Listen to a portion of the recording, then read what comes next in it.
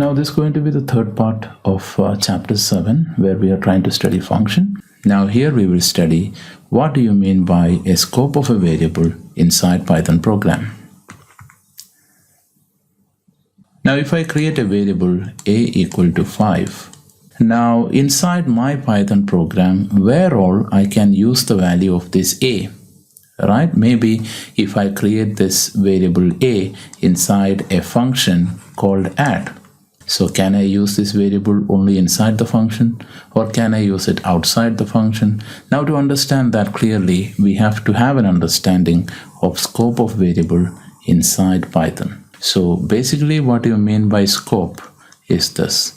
That is a part of the program where the variable can be used. Assume that in your program you have a function called add. The same program has another function called multiply, another function called divide, and it has some part of the program written outside of the function. Now if I create a variable inside my add function, okay, so the name of the variable is a, can I use this a inside my multiplication function, or can I use this a inside division, or can I use it outside the function? So to answer these questions, you need to understand how Python defines scope of a variable. So wherever you can access the variable or use the variable, that part of the program is seen as the scope of that variable.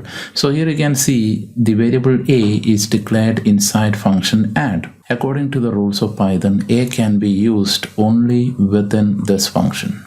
Okay, because it's a local variable. We'll see each type of variable and you will understand it clear once we go forward.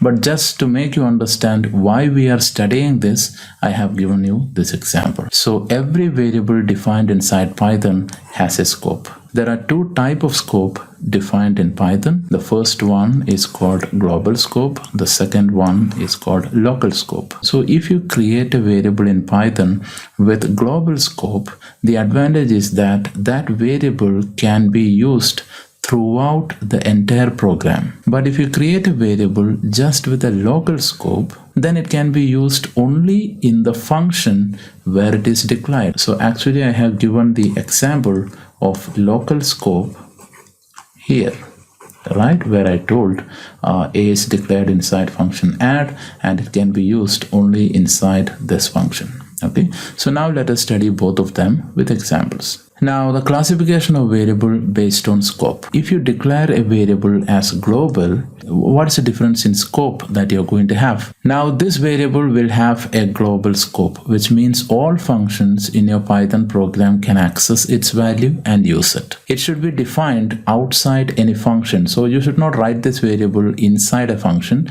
you should write it outside. Okay, so when we see the example, you will understand it. It can be used in any function. So that is what I have just explained. And also any change that you make to this variable has a global impact. So if you change the variable inside the first function, now when you access the value in the second function, you'll get the new value there, because it has a global scope. Now if you declare a variable as a local variable, right, then it have only local scope. It is defined inside a function, so only inside that function that variable can be used. It can be used only in the function where it is defined, and it exists only till the function terminates. So once the function is called, the variables will be created. Once function is finished, the variables are terminated. Those kind of variables are called local variables. So now let us take examples. You will understand what's the difference between these two. So here we have a sample program. Now this program is just going to take two numbers and then it will add it and print it. So program is nothing new to you. We have discussed this kind of programs. Now our aim is to study the difference of scope between the variables. So our program starts here. Now you can see I have created two variables here, a and b, and these two variables are created outside of any functions. You see we have one function which is defined over here. The name of the function is sum, but a and b is created outside of it. So this two variable a and b is example for global variables.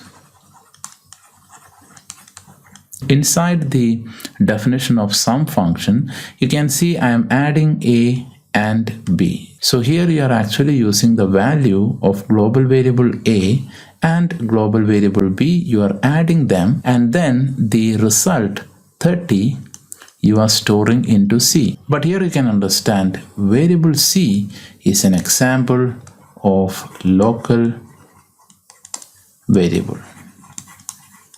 Now how do you understand it's a local variable? Because you can understand C is defined inside a function called sum. Right? So the C will work only inside this function. So let me start with the program. So first 10 will be assigned to A, then 20 will be assigned to B. Then my interpreter will see the definition. It will not go into the function. It will skip that. It will come down. And after that, I'm calling function sum. So now the control will go back to sum. It will add A and B, and the result will be stored in C, and then it will print. So in the output, you will see sum of A. So A will get the value because we have A as a global variable.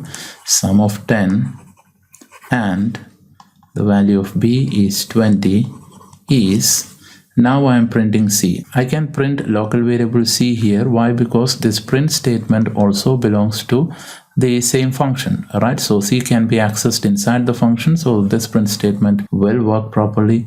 You will get the output as 30. Now after that, once the function finishes, the control will come back to sum, and after that my print statement will execute. I am printing the value of A, so this time value 10 will be printed. Next time I am printing the value of B, 20 will be printed.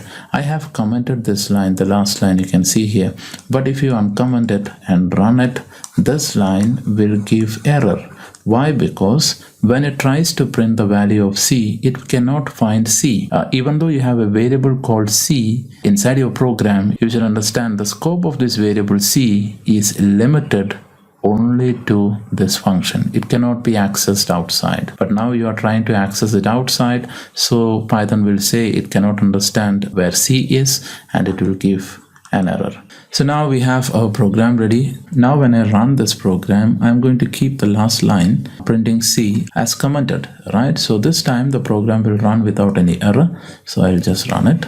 So now here you can see sum of 10, 20 is 30. So that is the output of this print statement inside function. So here you can see you are trying to print the value of C, but it works without any problem. You can see 30 is printed here.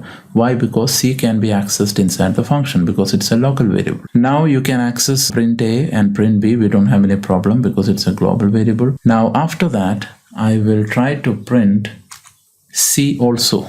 So now I will save it. I will try to run it. Now this time you will get error. Now here you can see the error that we are getting is name error. Name C is not defined. When Python interpreter reaches here to print the value of C, it is just checking to find out whether I have a C somewhere. It cannot find it. The only C that is declared is actually inside the function. You cannot access it outside, right? So we don't have any variable called C. So that is why we are getting an error like this. Okay, so now let us continue. Now we'll see the next program just to make the understanding of global and local concepts a little bit more clear. So this program also finds the sum of two variables. So our aim is not to study the program, but to understand how the variable scope works. So here you can see again we have variable A and B. So they are global variables. Now we have the function definition. The function name is sum. Inside this function definition, you can see I have created a variable A and B again.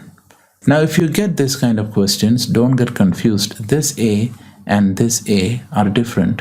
This B and this B are different, right? So these three variables, which is A, B, and C, are local variables for this function sum.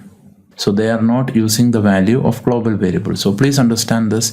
If a function has a variable which has the same name of a global variable, then always the local variable will get the precedence, right? It will not take the value from the global variable. A new variable will be created for local use and that will be taken. So please understand this A and this A are different. Now to make it clear, we have assigned 10 and 20 to global variable A and B, and 100 and 200 to local variable a and b, and here I am adding local variable a and b together. So the value of c is going to be 300, and then I will print this print statement. So in the output I will get sum of 100 and 200 is 300, right? Because I am working with local variable a, local variable b, and local variable c. And once the function is finished, the control will come back to sum, and there outside the function I am trying to print the value of a and b. So here you can see I cannot access these local variables standing here, because those variables belongs to the function. So when I try to print a here, the value 10 will be printed because that's a global variable, and when I try to print b here, value 20 will be printed. So in the output 10 and 20 will come. By studying this example, it should be clear to you that if we have a global variable and a local variable with same name inside the function, only the local variable will be taken care, right? It will not consider the global variable. So now let us run this program. So now we have the program here, so I will execute it. So here you can see this print statement is printing all the local variables inside the sum function, and outside we are printing the value of the global variable 10 and 20. So now let us continue. Now this is going to be the last program to understand the concept of global and local variables. So here we just have a function called change. The purpose of this function is to change the value of a and b. So we have two global variables over here. In this example, we would like to use this global variables inside our function. So if you want to pull this global variable a into the function, you have to give this keyword global followed by the variable name. If you want to take the global variable b into this function, then you have to write global b. After that, when you write a and b, we will be actually using the global variables, right? So if you have 5 functions, you can actually use the same variable inside all the 5 functions by using this keyword global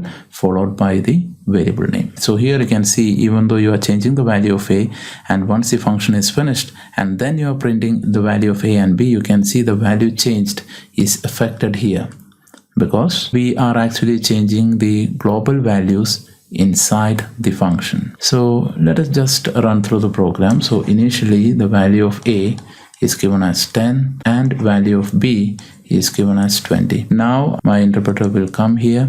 It will see the function definition. The interpreter will go to the next line. Now here I'm calling the function change. So now the control will come to my function. Now first I am declaring the global variable a should be brought into this function.